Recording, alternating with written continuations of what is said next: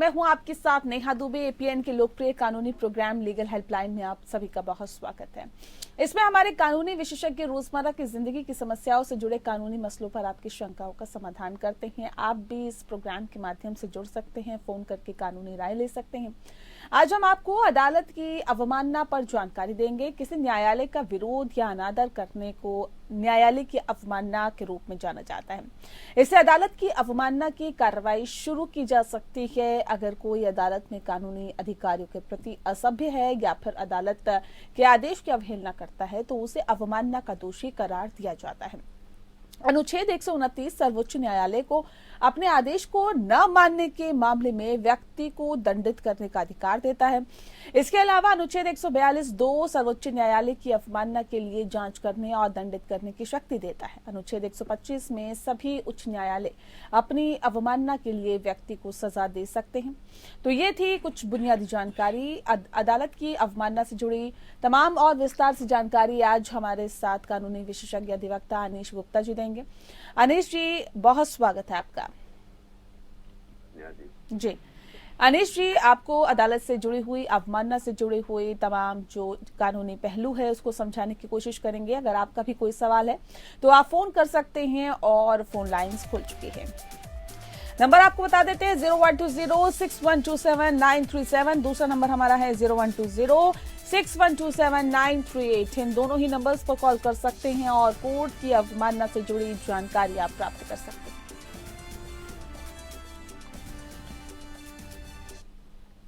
तो अनीश जी लगातार हमारे साथ जुड़े हुए हैं। सर, सबसे पहले बताइए कि कंटेम्प्ट ऑफ कोर्ट की अवमानना की कानूनी परिभाषा दरअसल है क्या? नेहा जी, कोर्ट की अवमानना न्यायालय की अधिकारिता का अनादर करना। जी। और जो आज की हमारी प्रजातंत्र की व्यवस्था है उसमें तीनों ऑर्गन्स हैं, जुडिशरी है, कार्यपालिका है और विधायिका है। तीनों में जब विधायिका का काम है एग्जीक्यूटिव को एग्जीक्यूट करना होता है, उसके बाद अगर एग्जीक्यूट नहीं हो पा रहा है, एग्जीक्यूटिव अपना काम फंक्शन नहीं करती है, लोग न्यायालय की शरण में आते हैं।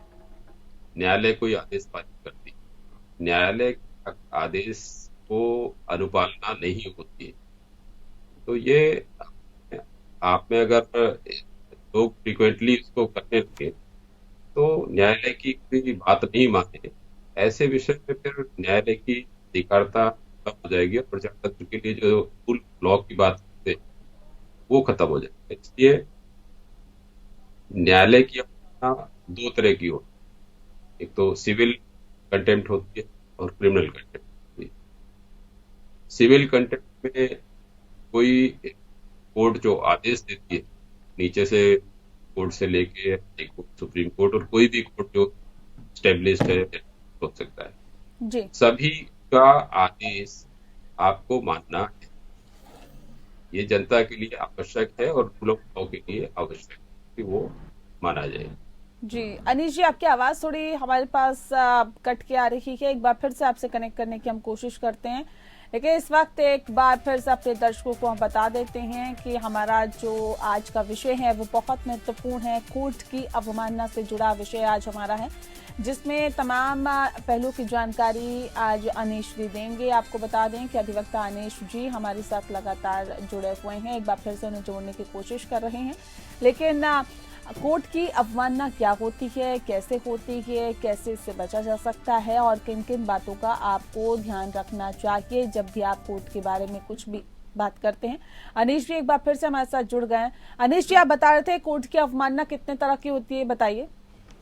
कोर्ट की अवमानना दो तरह की होती है, सिविल और क्रिमिनल। सिविल अवमानना वो होती है कि किसी भी कोर्ट ने कोई भी आदेश दिया है उसको अगर आप पालन नहीं करते हैं तो disobedience of the court order, that is called civil contempt. और बाकी क्रिमिनल कंटेम्प्ट होती है जहां पर ये शब्दों में, वर्ड्स में, किसी डिपिक्शन में, किसी करेक्टर में, कार्टून में, किसी भी माध्यम से आप अगर न्यायालय का अपमान करने की कोशिश करते हैं और या तो किसी जुडिशियल प्रोसीडिंग्स में इंटरफियर करने की कोशिश करते हैं या अगर इंटरफेयर विद द ऑब्स्ट्रक्ट और या किसी जुडिशियल प्रोसीडिंग्स को ऑब्स्ट्रक्ट करने की कोशिश करते हैं ऐसे किसी माध्यम से, ये क्रिमिनल कंटेम्प्ट का रूप में जाना जाता है।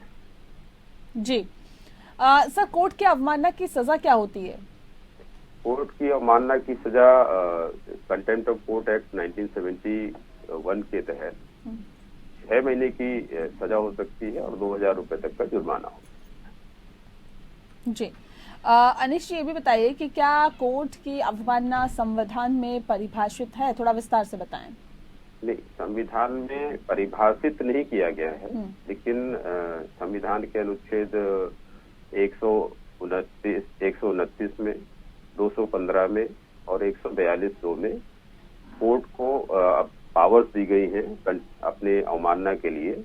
तो सुप्रीम कोर्ट को 129 और 142 में और हाई कोर्ट को 215 में अपनी अवमानना का और अपने से सबऑर्डिनेट किसी भी कोर्ट की आदेश का अनुपालन न होने पर और अवमानना होने पर कोर्ट उसमें संज्ञान लेकर सजा दे सकती है। जी सर, न्यायालय की अवमानना के लिए संवैधानिक व्यवस्था क्या होती है?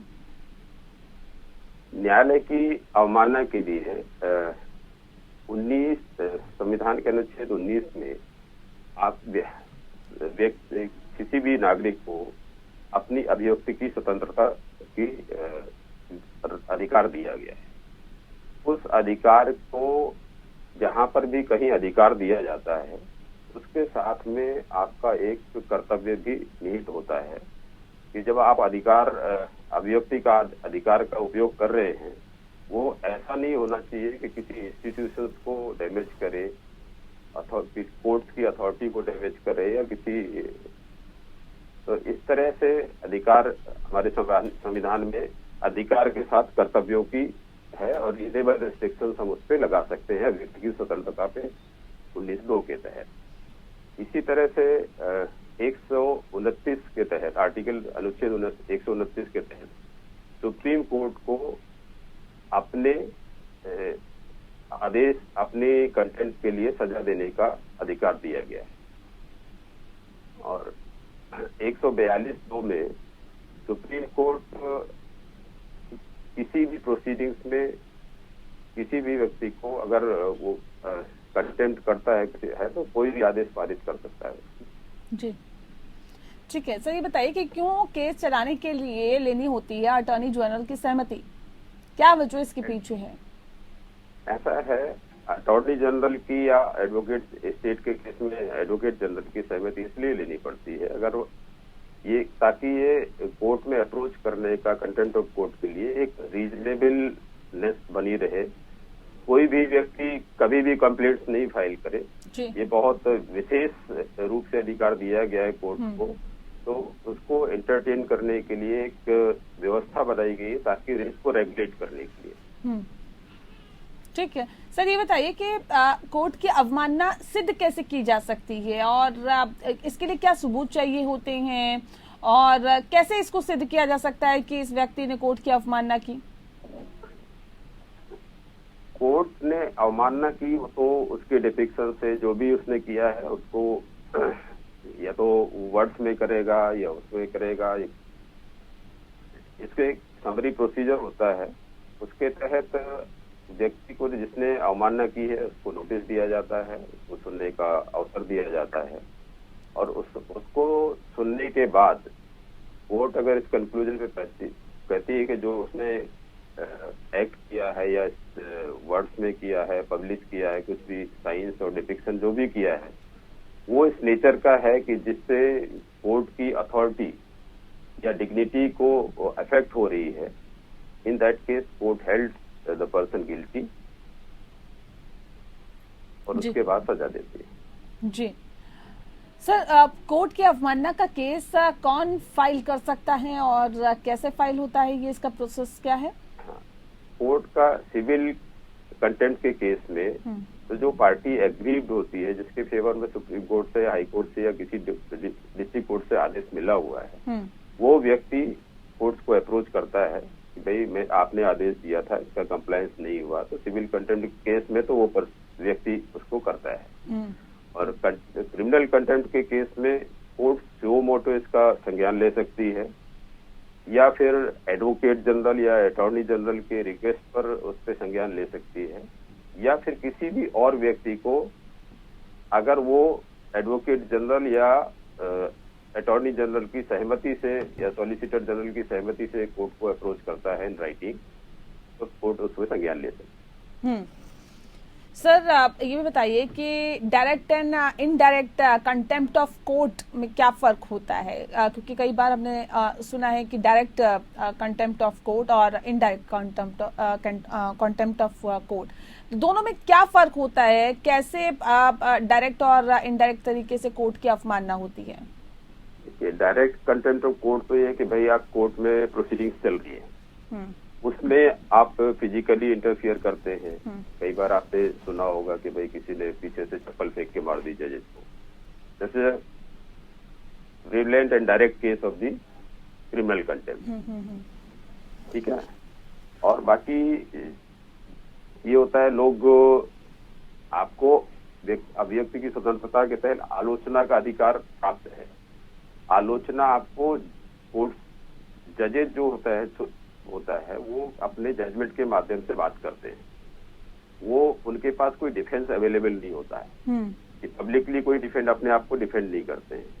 और अथॉरिटी ऑफ लॉ को मेंटेन करने के लिए ये जरूरी है कि जजेस के बारे में अगर कुछ भी कर रहे हैं, आप जजमेंट की आलोचना करिए, आप स्वतंत्र हैं, लेकिन जजेस की आलोचना करना, पर्सनली उनके व्यक्तित्व पर लांछन लगाना, ऐसा परमिसिबल नहीं है और वो कंटेम्प्ट ऑफ कोर्ट के दायरे में आता है।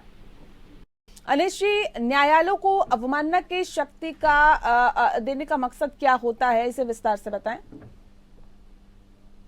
ये देखिए, ऐसा है, न्यायालय को देने का ये है कि पब्लिक में जो जनरल पब्लिक है और कोई भी व्यवस्था, जैसे संवैधानिक व्यवस्था है, इंस्टीट्यूशनल मैकेनिज्म है, उसमें जुडिशरी आखिरी उम्मीद होती है प्रजातंत्र में।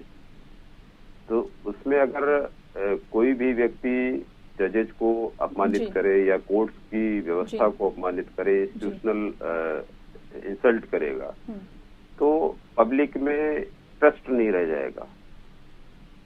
ठीक, पब्लिक ट्रस्ट को मेंटेन करने के लिए और to uphold the majesty and dignity of court and their image in the minds of the public, and to secure public respect and confidence in judicial process, it is necessary that power of contempt of court is given to the higher judiciary.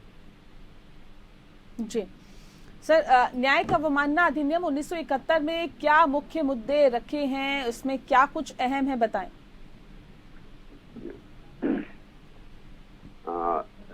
Contempt of court act 1978 में contempt first तो contempt of court में define करता है contempt of court क्या होता है। Civil contempt होता है, क्रिमिनल कंटेम्प्ट होता है। क्रिमिनल कंटेम्प्ट में क्या क्या हो सकते हैं, तो 3 तरह के उसमें दिए गए हैं, विच भाई जो कोर्ट को या कोर्ट की अथॉरिटी को अपमानित करने का कोई प्रयास क्रिमिनल कंटेम्प्ट में आता है। अगर कोई प्रोसीडिंग्स को, जुडिशियल प्रोसीडिंग्स में इंटरफेरेंस होता है, उसके लिए कंटेम्प्ट ऑफ कोर्ट कंटेम्प्ट होता है। और तीसरा, अगर कोई उसको जुडिशियल प्रोसीडिंग्स को ऑब्स्ट्रक्ट करने की कोशिश करता है, इंटरफियर करना और ऑब्स्ट्रक्ट करना, तो ये कंटेम्प्ट कोर्ट की जुडिशन में आता है। जी। कंटेम्प्ट ऑफ कोर्ट में सेक्शन 3 के हिसाब से अगर किसी व्यक्ति ने कोई पब्लिकेशन किया है और वो innocently किया है, without any knowledge that will demean the authority of the court, तो ऐसा उनको प्रोटेक्शन दिया गया कि ऐसा कोई पब्लिकेशन है तो वो कंटेम्प्ट ऑफ कोर्ट की श्रेणी में नहीं आएगा। जी। और अगर कोई जैसे पब्लिकेशन होता है, प्रेस वाले, मीडिया वाले अगर पब्लिश करते हैं, तो fair and accurate reporting of judicial proceedings will not amount to contempt of court. जी। और fair criticism judicial act not contempt. अगर कोई फेयरनेस के साथ आप जो आलोचना कर रहे हैं, ऐसा उसमें कंटेम्प्ट ऑफ कोर्ट में कंटेम्प्ट नहीं माना जाएगा। कंप्लेंट अगेंस्ट प्रिजाइडिंग ऑफिसर और subordinate courts will not contempt. ठीक है। सबऑर्डिनेट कोर्ट में भी उसके जुडिशियल ऑफिसर के खिलाफ अगर आप कोई जेन्युइन शिकायत लेके जाते हैं, ट्रुथफुल शिकायत होती है आपकी। अभी 2006 में अमेंडमेंट हुआ था, उसमें ट्रुथ को भी एक आपको डिफेंस दिया गया है कि अगर आप कोई सत्य बात को लेके किसी जज के खिलाफ शिकायत करते हैं, कुछ करते हैं, तो उसको कंटेम्प्ट ऑफ कोर्ट की श्रेणी में नहीं लिया जाएगा। ठीक है। इसी तरह से आगे चलेंगे तो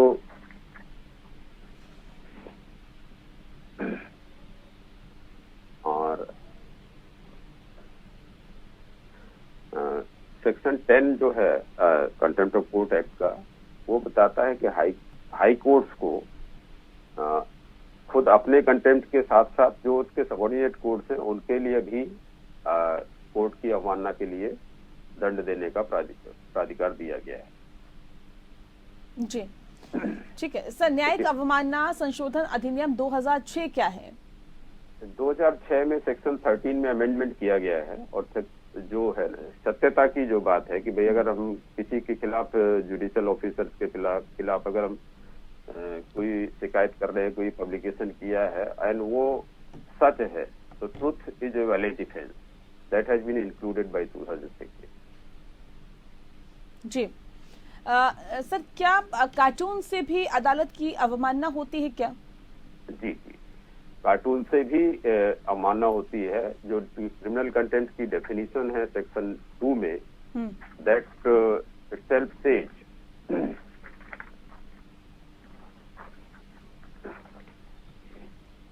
criminal content means the publication, whether by words, spoken or written, or by signs, or by visible representation or otherwise. That includes the cartoon, etc., whatever it is. In any manner, it is if it diminishes and belittles the authority of the law, authority of the court, then it's a contempt of court. जी, बहुत शुक्रिया sir, आपने बहुत विस्तार से हमें court की अवमानना के बारे में डिटेल में जानकारी दी। आपका बहुत बहुत शुक्रिया इस विषय पर तफसील से जानकारी देने के लिए। इसी के साथ लीगल हेल्पलाइन में इतना ही। मुझे दीजिए इजाजत। नमस्कार।